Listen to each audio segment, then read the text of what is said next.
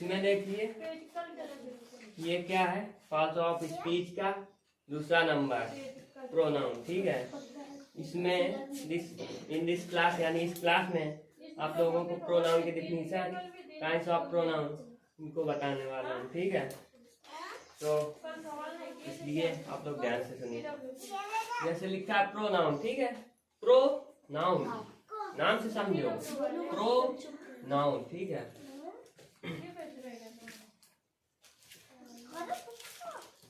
Pro का मतलब क्या होता है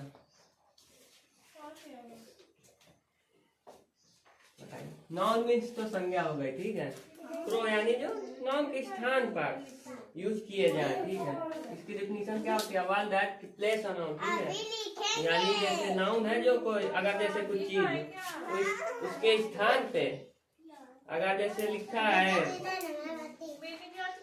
जैसे लिखा है, ठीक है, जैसे Ram is a good boy. ठीक है,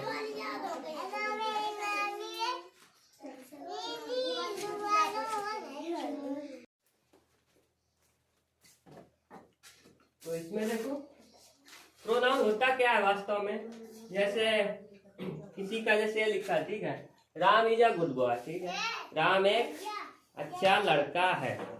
ठीक है, ये लिखा है मान लीजिए आप। ठीक, तो इसके जगह पे अगर राम के जगह पे लिखना चाहें तो क्या लिख सकते हैं, ही लिख सकते हैं ना। हाँ। राम के लिए he is a good boy, ये भी तो लिख सकते हैं ना। Yes sir. तो प्रोनाउन क्या है, जो नाउन को रिप्लेस करे, यानी नाउन को हटा दे, रिप्लेस यानी उसका स्थान ले ले, नाउन को हटाकर उसके स्थान पे जो प्रयोग किया जाए। ठीक है, जैसे राम ही जय गुड बॉय लिखा। ठीक है, अगर इसी के आगे और बढ़ाना चाहो कि राम एक अच्छा लड़का है, वह रोज स्कूल जाता है मतलब। ठीक है, ये जैसे सेंटेंस हो गया, तो Ram is a good boy, दोबारा राम लिखने की जरूरत है नहीं है, उसके जगह पे क्या लिख सकते हो, he goes to school daily. आ रहा है समझ में, बार बार नाम ना लिखना पड़े इसके जगह पे, तो क्या करेंगे, प्रोनाउन का यूज करेंगे। प्रोनाउन होते कौन कौन से हैं, एक ही हो गया, सी हो गया, इट हो गया। ठीक है, यू वी दे, ये सारे प्रोनाउन होते हैं ना।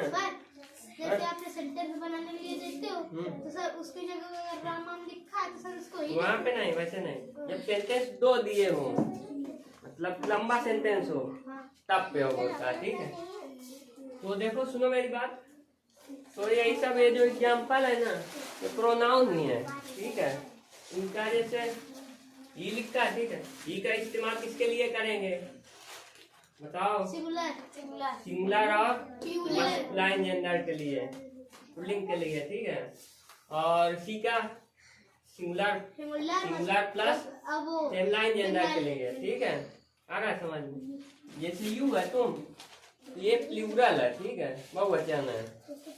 वी हम, ये बहुत सारे लोग हैं, वी हम का प्रयोग करते हैं ना। दे वे दिस दैट, ये सब क्या है, प्रोनाउन।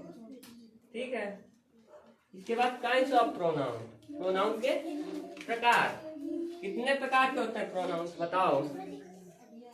वैसे तो 10 प्रकार के होते हैं, लेकिन आप लोगों के सिलेबस के हिसाब से देखा जाए ना 5 ही मेन है। ठीक है, आगे चल के जब आप लोग जाओगे तो पढ़ोगे। इसमें देखो पहला नंबर कौन सा, पर्सनल प्रोनाउन, इसको हिंदी में पुरुषवाचक सर्वनाम बोलते हैं। ठीक है, जब मैं समझाऊं इधर ध्यान होना चाहिए आपका, है ना। दूसरा रिफ्लेक्सिव प्रोनाउन, इसको हिंदी में निजवाचक सर्वनाम बोलते हैं। ठीक है, अगला डिमॉन्स्ट्रेटिव प्रोनाउन, संकेतवाचक सर्वनाम, संकेत देता है हमें। रिलेटिव प्रोनाउन, संबंधवाचक सर्वनाम, और इंट्रोगेटिव प्रोनाउन, प्रश्नवाचक सर्वनाम। ठीक है, पर्सनल प्रोनाउन पुरुषवाचक सर्वनाम होता है, इसको डिटेल से आगे बताऊंगा। ठीक है, रिफ्लेक्सिव निजवाचक सर्वनाम, ये संकेत देता है, डिमॉन्स्ट्रेटिव, ठीक है, संबंध बताता है, रिलेटिव प्रोनाउन, और ये इंट्रोगेटिव ये प्रश्नवाचक, जैसे जब में होगा ना, ये सब प्रश्नवाचक सर्वनाम के अंतर्गत आते हैं। ठीक है, तो इनको एक एक करके धीरे धीरे बताऊंगा, धीरे धीरे से, ठीक है, क्योंकि इनको डिटेल में पढ़ना जरूरी है, क्योंकि ये जब पढ़ोगे ना ये आगे तक काम देगा आपको। 14, 11, 12 साल। ये पार्ट्स ऑफ स्पीच जो होता है बहुत जरूरी चीज है। ये नहीं आएगा तो इंग्लिश बेकार, ये आना बहुत जरूरी है, इसके बिना ना टेंस आएगा, ठीक है। ये चीज जरूरी है ना, आगे चल के आएगा आप लोगों के क्लास में, जब आगे पढ़ोगे तो ये सब, ये अभी आप लोग हल्का हल्का पढ़ाया जाता है, धीरे धीरे क्लास के हिसाब से, तो आगे पढ़ोगे और डिटेल में पढ़ोगे। पूरी बुक 500 पेज की पार्ट्स ऑफ स्पीच में निकल जाएगी फिर डिटेल में जब पढ़ोगे। लेकिन अभी आपके सिलेबस में जितना है उसके हिसाब से पढ़ा देना, ठीक है। यहाँ तक समझ में आया, इतने प्रकार के होते हैं, ठीक है। उनके नाम विथ स्पेलिंग ये याद करना है आपको। इसके बाद फर्स्ट नंबर जो प्रोनाउन है, पर्सनल प्रोनाउन, व्यक्तिवाचक सर्वनाम, इसको बताऊंगा, ठीक है। पर्सनल प्रोनाउन क्या होता है? The pronoun which is used in place of a specific person, thing और ऑब्जेक्ट, ठीक है। पर्सनल प्रोनाउन वो होता है, व्यक्तिवाचक सर्वनाम यानी वो होता है जो स्पेसिफिक पर्सन, विशेष व्यक्ति, वस्तु या कोई भी सामान है, ऑब्जेक्ट कोई भी, उसके स्थान पे जो प्रोनाउन प्रयोग किया जाता है उसे क्या बोलते हैं? पर्सनल प्रोनाउन, ठीक है। आया यहाँ तक आपको, ठीक है। इसके एग्जाम्पल कौन कौन से होते हैं पर्सनल प्रोनाउन के? ही, सी, इट, यू, आई, दे, ये होते हैं, ठीक है। अब बात आती है पर्सनल प्रोनाउन कितने प्रकार का होता है। Personal pronoun are of 3 kinds. ये कितने प्रकार का होता है? 3 प्रकार का। कौन कौन सा? First person, second person and third person. There are 3 types of personal pronoun. First one is first person, second one is second person and third one is third person, ठीक है। अब पहले चीज फर्स्ट पर्सन क्या होता है, इसको जानते हो कोई? फर्स्ट पर्सन नहीं जानते? बताओ, कोई नहीं जानता? नहीं बताएगा, बताया भाई, बस बुक में आप लोगों के बस क्या करते हैं स्कूल वाले, फिल करवा देते हैं, बस कोर्स कंप्लीट हो। आवाज नहीं?